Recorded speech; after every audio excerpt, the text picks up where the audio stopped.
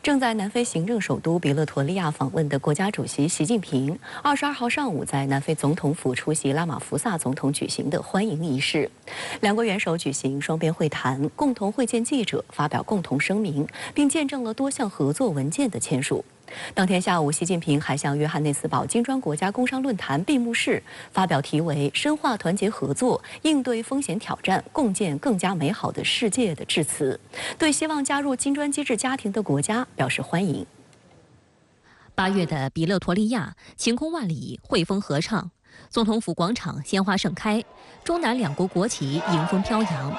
在总统摩托车队护卫下，习近平乘车抵达总统府，拉马福萨在下车处热情迎接。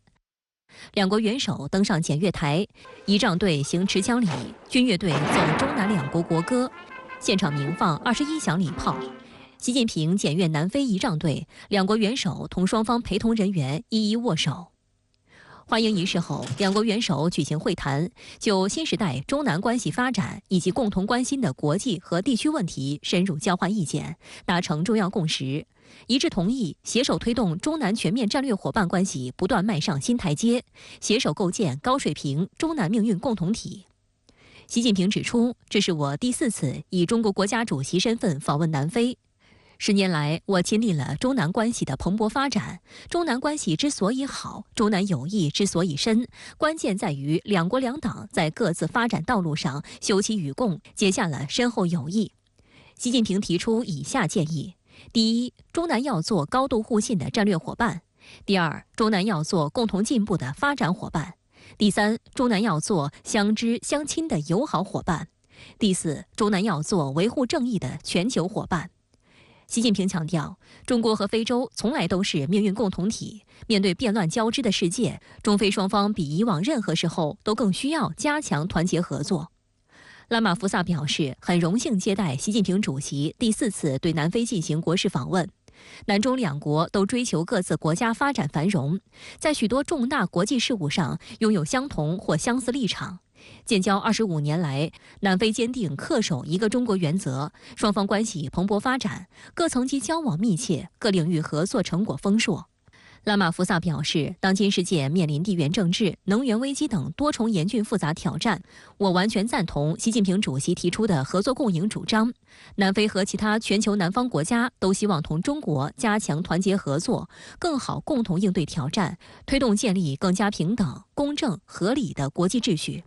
感谢中方支持南非成功主办金砖国家领导人会晤，南方愿同金砖国家一道，坚定捍卫多边主义，推动全球治理体系改革，维护广大发展中国家共同利益。我期待同习近平主席一道主持中非领导人对话会，推动非中关系向更高层次发展。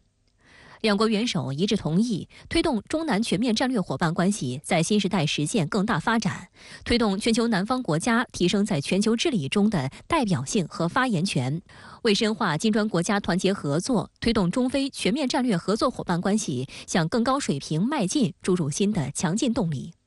会谈后，拉马福萨向习近平授予南非勋章，这是南非授予重要友好国家元首的最高级别勋章和最高荣誉。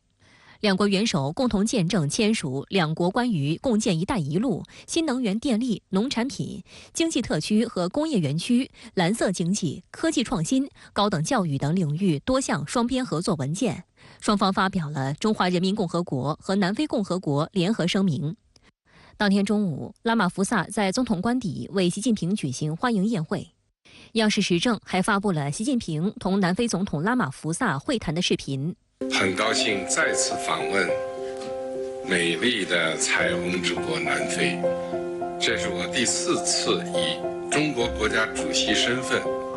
访问南非。时隔5年，再次到访贵国，感到格外亲切。China has been a valued friend and a development partner of South Africa. And as South Africa, we look forward to another 25 years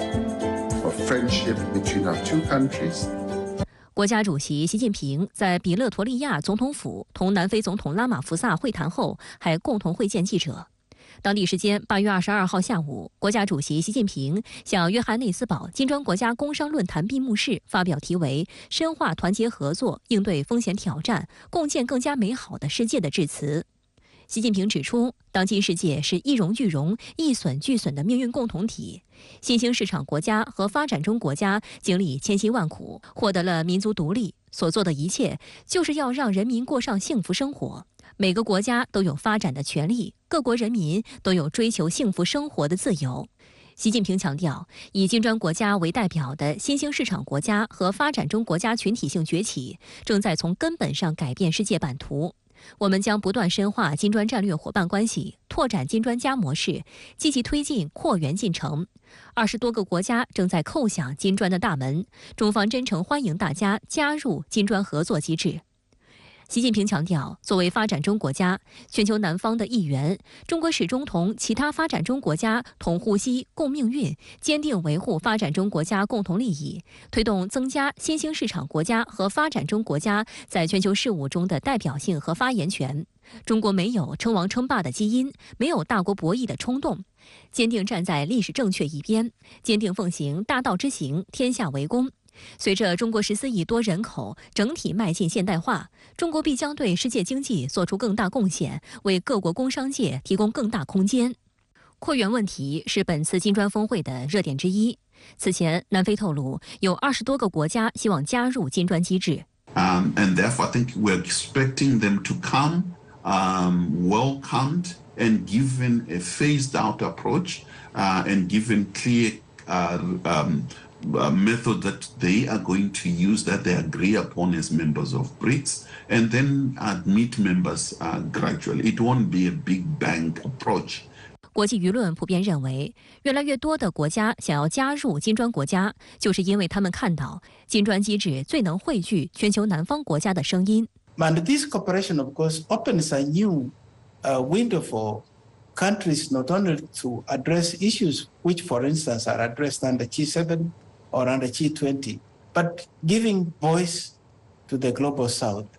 欧洲现代外交网站指出，金砖国家始终捍卫非洲的权利和利益，并与其他新兴经济体一道公开表示支持加强他们在全球治理体系中的作用和影响力。美国外交政策杂志网站在报道中援引美国智库昆西治国方略研究所全球南方项目主任萨朗西多尔的话说，